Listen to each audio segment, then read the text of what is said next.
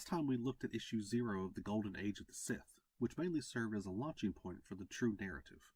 Today, we're going to explore issue 1 of the series, subtitled Into the Unknown, and our story will truly begin in earnest. The Golden Age of the Sith gives us a look at the first major galactic conflict, the Great Hyperspace War. As we make our way through the narrative, as well as the stories that follow this one, we will see many of the seeds planted in issue 0 come to fruition in devastating ways. Let's dive in. The story opens on a text crawl to introduce us to this new time period. For centuries, in a protected vault in the great library of Ossus, the captured Sith holocron closely guarded its legends and histories, until now. 5 millennia before the birth of Luke Skywalker and the fall of Palpatine's empire, 1,000 years before Exar Kun and Ulic Qel-Droma joined forces in sweeping conflagration known as the Sith War, the Old Republic was riding high and expanding.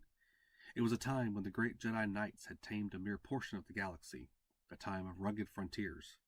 The colony worlds were being established, while vast portions of space remained unexplored. Long-distance travel was often treacherous and uncertain. Each year, new hyperspace paths were mapped by intrepid hyperspace explorers who sought useful roadways through an incomprehensible dimension. These intrepid risk-takers, some called them crazy, relied on blind luck as much as skill, gambling everything in a high-stakes game to map a valuable new route across the star lanes, hoping to find their fortune instead of their deaths.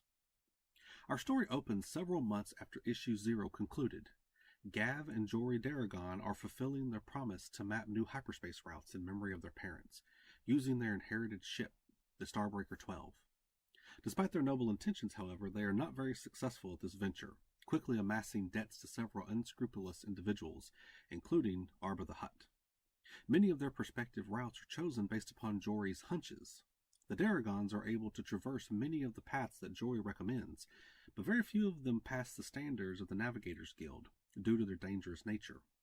Their most successful route is the Galud Corridor, traveling through the Galud system right next to Galud Prime, an unstable red giant. After one particularly hazardous trek, their ship suffers severe damage.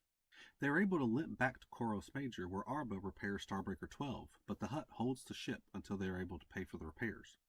While they are stranded on Koros Major, a merchant named Kahor sends a drone ship through the Galud Corridor, which crashes into Galud Prime. In anger, Kahor orders his lieutenant to find out who mapped and approved the route.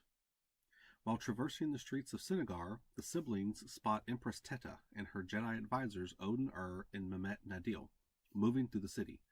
While the Unification War has been won, the Jedi are still needed to continue the process of integration. They stop and address the people of the city about reviving the system's carbonite mining in order to return the system to its former affluence. Dori expresses her regret at having never had the patience to train as Jedi, as she and Gav have both demonstrated force sensitivity in the past. 2 bounty hunters question and kill Navigators Guild bureaucrat Shodan Ko and learn of Gav and Dori's location. The bounty hunters arrive on Koros Major, where Gav is attempting to convince Arba to release Starbreaker 12. The Hutt refuses until their debts are repaid. The hunters intercept Gav as he is leaving Arba's and inform him that Kahor's ship was destroyed using the Daragon's Galud Corridor. He's angry and demands compensation. Gav leaves the hunters and meets back up with his sister to inform her of the issue with the Galud Corridor.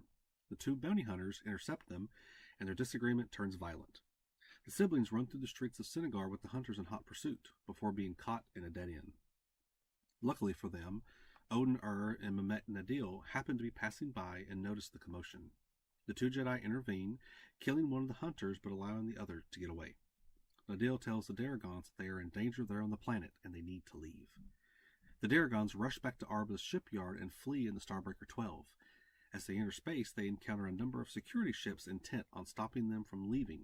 In a desperate attempt to get away, Dori punches in random hyperspace coordinates, and the Starbreaker 12 makes a blind jump into the unknown. The minor dispute over debts and hyperspace mapping will have unforeseen consequences for the galaxy that will last for 4,000 years. Into the Unknown is a great starting point for the story and leaves us on a good cliffhanger.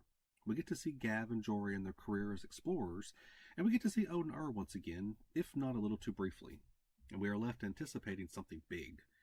Once again, this particular look of the galaxy is still present. We're accustomed to seeing the sleek, more modern look of the Star Wars universe, so seeing ancient stone structures and adornment more in the style of our ancient Egyptian or Aztec societies is a great contrast.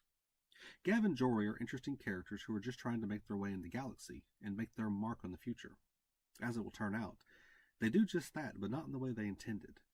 You start to feel sorry for them as bad luck seems to just follow them around, starting back with the unfortunate deaths of their parents. We'll have to follow their story with keen interest.